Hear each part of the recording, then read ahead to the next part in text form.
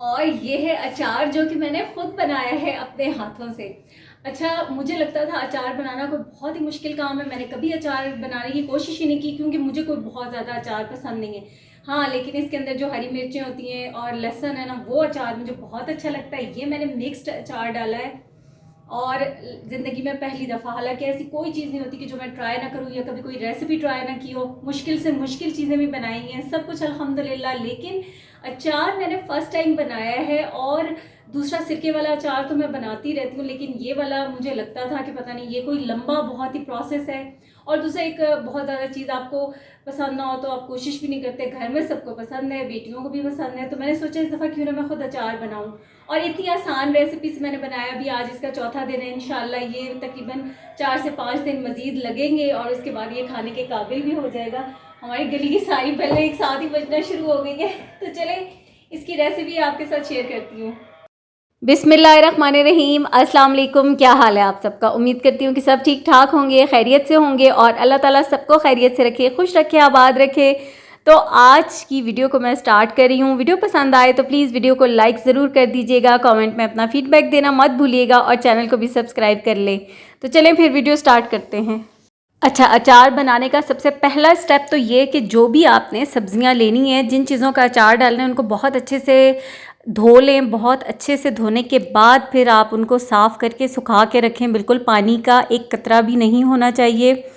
दूसरा स्टेप है कि सरसों का तेल लेना है, जिसको किसी भी पतीली में डाल के आपने गरम करना है। जैसे धुआं उठना स्टार्ट होता है ना, तो जो सरसों के ऑयल की एक स्मेल सी होती है वो ख़त्म हो जाए। यहाँ पर अभी ऐसे मैं चेक कर रही थी कि ये कितना गर्म हुआ है, तो बस इतना गर्म करना है कि हल्का हल्का वो धुआं उठना स्टार्ट हो जाए, ठीक है।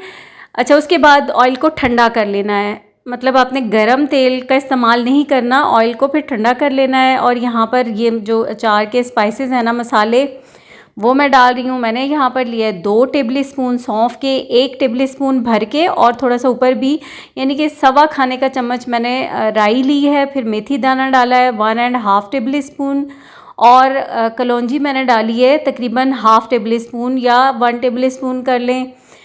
और जो मिकदार जो सब्जियों की है ना, वो भी अभी आपको मैं दिखाऊंगी और बताऊंगी भी। हल्दी मेरे पास है 2 से 3 टेबल स्पून है। और ये जो कुटी हुई लाल मिर्चें हैं, ये मैंने 1.5 टेबल स्पून ली हैं। और जो दूसरी चिली फ्लेक्स हैं वो है 1 टेबल स्पून भर के। नमक टोटल मैंने इस अचार के अंदर डाला है तकरीबन 4 से 5 टेबल स्पून। और नमक जो है ना, ये जो पिसा हुआ नमक होता है वो अचार के अंदर जाता है, उसका इस्तेमाल करना है। वैसे हमारे किचन में आयोडीन सॉल्ट, जो पिंक सॉल्ट, ये इस्तेमाल होता है, तो मैंने वो नहीं यूज़ किया, ये पिसा हुआ नमक है। अच्छा, केरियाँ मेरे पास हैं 1 किलो, मिर्चें 1 पाव होंगी और लहसुन भी इस तरीके से 1 पाव है, जिसको मैंने छील के इन सबको मैंने वॉश करके और इनको ना मैंने बहुत अच्छे से, जैसे खुश्क कोई कपड़ा लेके उसके अंदर अच्छे से इनको ड्राई कर लिया था कि बिल्कुल भी कोई पानी इसके अंदर ना रहे। क्योंकि अचार के अंदर अगर कोई एक कतरा भी एक्स्ट्रा पानी का जाता है ना, तो उससे अचार ख़राब हो जाता है। अच्छा, जो हरी मिर्चें थी ना, मैंने उनमें कट लगा लिए थे। अब कुछ लोग ऐसे करते हैं कि जो केरियाँ हो गई, हरी मिर्चें, इन पर हल्दी और नमक लगा के रख देते हैं और उनका पानी जो निकल आता है 2 से 3 घंटे बाद, तो फिर उस तरीके से भी करते हैं, या फिर धूप में रखी जाती हैं नमक लगा के पूरा 1 दिन के लिए, और फिर नेक्स्ट डे उनको अचार में डाला जाता है। तो मैं वो वाला स्टेप नहीं कर रही।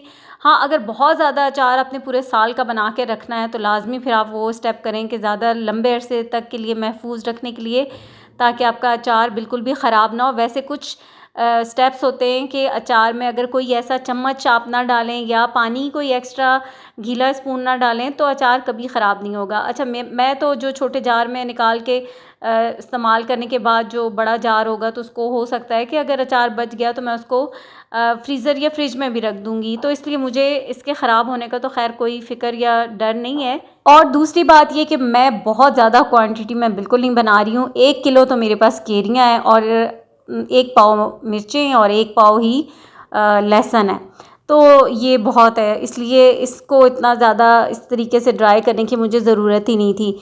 अब जो मसाला अचार का बनाया ना, वो सारा मसाला इन सब्जियों के ऊपर मैंने डाल दिया है और ऑयल ठंडा हो गया, तो उस ऑयल में से थोड़ा थोड़ा ऑयल लेकर वो इसमें मैं डालूँगी, ताकि ये जो मसाला है ना, ये सारा अच्छे से केरियों के ऊपर भी लग जाए, मिर्चों पे भी और लहसुन के ऊपर भी।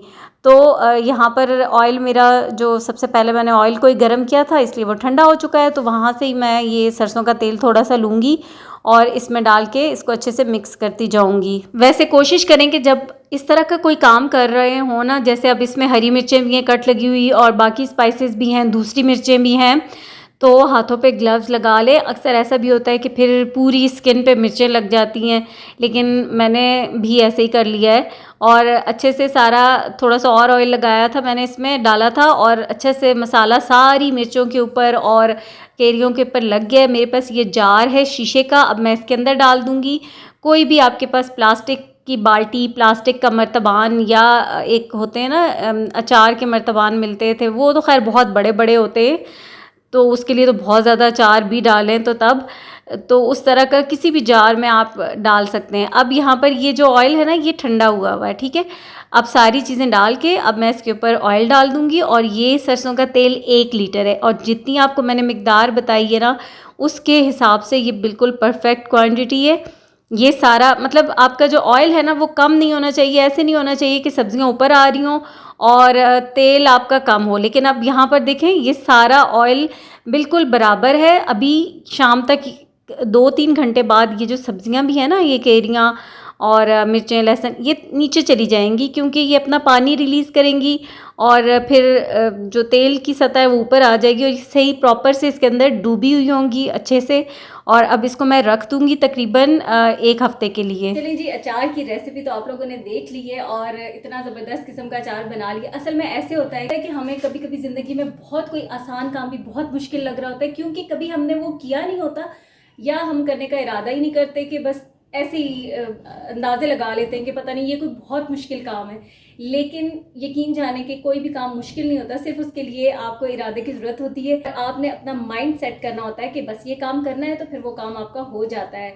जैसे कि मुझे लगता था, मैंने हालांकि कभी कोई ऐसी चीज़ नहीं है कि जो मैंने ना बनाई हुई है, जिसको ट्राई ना किया हो, लेकिन अचार बनाना मुझे लगता था कि बहुत कोई बड़ा काम है और बहुत कोई मुश्किल काम है।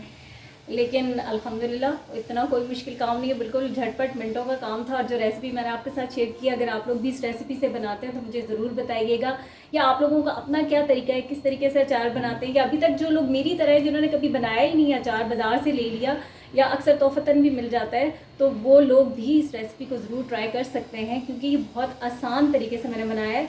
और तो अभी इसको तकरीबन 1 हफ़्ते का टाइम तो मैं दूंगी मज़ीद। आज चौथा दिन है तो 1 हफ़्ता और लगेगा और हमारा अचार बेहतरीन किस्म का तैयार हो जाएगा। और ज़्यादा मिकदार में बनाएं, अपने इर्द-गिर्द या फैमिली में आप किसी को तोहफ़तन भी दे सकते हैं। मैंने तो अभी ट्राई किया था, इसलिए मैंने बहुत ज़्यादा नहीं बनाया था। और ये वैसे हमारे लिए, फैमिली के लिए बहुत है अचार। लेकिन एक बात है, जब कोई चीज़ घर की बनती है ना, और जब घर में हो बनी हुई, तो फिर वो ऐसे ख़त्म होती है झटपट कि फिर पता ही नहीं चलता। लेकिन अगर वैसे बाज़ार के अचार की बात की जाए तो अचार काफ़ी टाइम, अगर छोटी वाली बॉटल भी लेके आते हैं ना, तो काफ़ी टाइम पड़ी रहती है। अब इसका मुझे नहीं पता, ये अभी बना भी नहीं है, यानी कि अभी दिन कंप्लीट भी नहीं हुई। तो मेरी बेटी मुझसे पूछ रही थी कि मम्मा इसमें से मिर्चें निकाल सकते हैं। मैंने कहा नहीं, अभी कुछ भी नहीं निकालना, जब तक कि ये सही प्रॉपर से गल जाएगा, इसका टाइम होने दो पूरा, फिर उसके बाद खाने के लिए तैयार होगा। तो वैसे कोई काम करने के बाद बड़ी खुशी होती है कि जब आपको लगे कि ये काम बहुत मुश्किल है, बहुत बड़ा काम है, और वो काम आप इतनी आसानी से कर लें। तो आप लोग भी ज़रूर ट्राई कीजिएगा और मुझे कमेंट में अपना फीडबैक देना मत भूलिएगा। वीडियो को लाइक भी ज़रूर करें, चैनल को सब्सक्राइब करें। जिन लोगों ने अभी तक चैनल सब्सक्राइब नहीं किया लेकिन वीडियो तो वो देखते हैं, तो प्लीज़ चैनल को सब्सक्राइब करें और बेल आइकन को ज़रूर प्रेस कर दिया करें। आपसे चाहूँगी इजाज़त, दुआ में याद रखिएगा। अल्लाह हाफिज़।